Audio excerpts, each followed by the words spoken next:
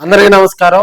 ఈ నెల 28వ తేదీన వైఎస్ఆర్‌సీపీ ప్రజా ఉద్యమం పేరుతోటి మరి అన్ని అసెంబ్లీ నియోజకవర్గాలకు సంబంధించినటువంటి ఆ హెడ్ క్వార్టర్స్‌లో కూడా నిరసన కార్యక్రమాలు నిర్వహించేలా వైఎస్ఆర్‌సీపీ కేంద్ర కార్యాలయం నుంచి కూడా అన్ని వైసీపీ నియోజకవర్గ ఇన్ఛార్జీలకు దానికి సంబంధించి మరి ఆదేశాలు రావటం జరిగింది.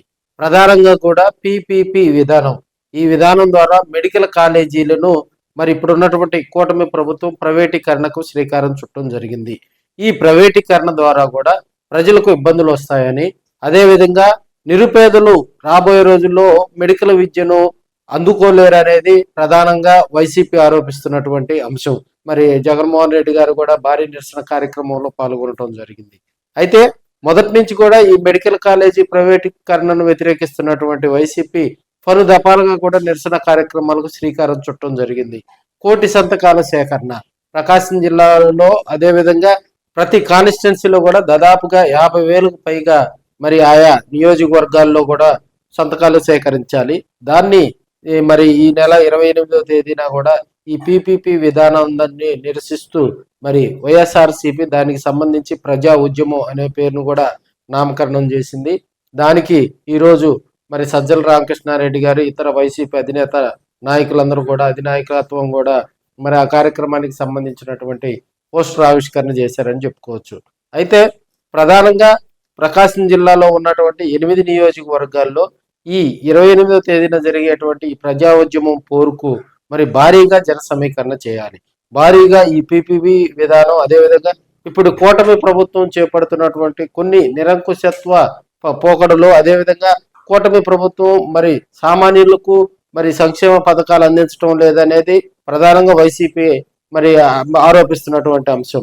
ఈ అంశాలన్నింటినీ కూడా ప్రజల్లోకి తీసుకెళ్లేందుకు మరి ప్రతి నియోజకవర్గంలోనే మండల హెడ్ క్వార్టర్, అదేవిధంగా గ్రామ స్థాయి వరకు కూడా మరి వైసీపీ నియోజకవర్గ ఇన్ఛార్జి స్థాయి అధికారి వెళ్ళి, ఇన్ఛార్జి స్థాయి నాయకులు వెళ్ళి అక్కడ ప్రజలకు దీన్ని వివరిస్తూ కూడా వారి దగ్గర నుంచి సంతకాలు భారీగా సేకరించే కార్యక్రమాన్ని కూడా వైసీపీ శ్రీకారం చుట్టింది. అయితే ఈ నెల 28వ తేదీన ఆయా నియోజకవర్గాల హెడ్ క్వార్టర్లో కూడా భారీగా నిరసన కార్యక్రమాలు నిర్వహించేలాగా వైసీపీ అధిష్టానం ఆదేశించింది. ఇప్పటికే రేపు 28వ తేదీ ఒంగోలులో కూడా భారీగా నిర్వహించేలాగా ఇక్కడ ఉన్నటువంటి వైసీపీ నాయకులు, అదేవిధంగా కార్యకర్తలు అందరూ కూడా మరి ఒంగోలు, ఎందుకంటే ప్రకాశం జిల్లాకు ఆయువు పట్టైనటువంటి ఒంగోలు నియోజకవర్గంలో జరిగేటువంటి ప్రజా ఉద్యమ పోరును మరి భారీగా నిర్వహించేలాగా కూడా వైసీపీ నాయకులను సమాయత్తం చేస్తున్నట్టు తెలుస్తూ ఉంది.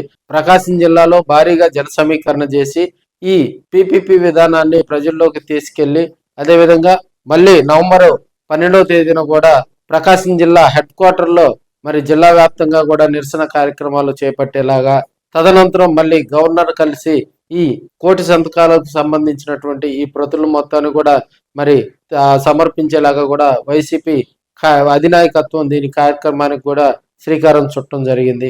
ఒంగోలుతో పాటు మన ప్రకాశం జిల్లాలో ఉన్నటువంటి 8 కాన్స్టిట్యున్సీలో ఉన్నటువంటి వైసీపీ కార్యకర్తలు, నాయకులకు కూడా ఈ కార్యక్రమానికి సంబంధించి మరి 2-3 రోజుల్లో కూడా ఈ పోస్టర్ ఆవిష్కరణలు, ప్రెస్ మీట్లు, అదేవిధంగా 28వ తేదీ భారీగా జన సమీకరణ చేసే విధంగా ఈ కార్యక్రమాన్ని రూపొందించనున్నట్లు మనకు తెలుస్తూ ఉంది.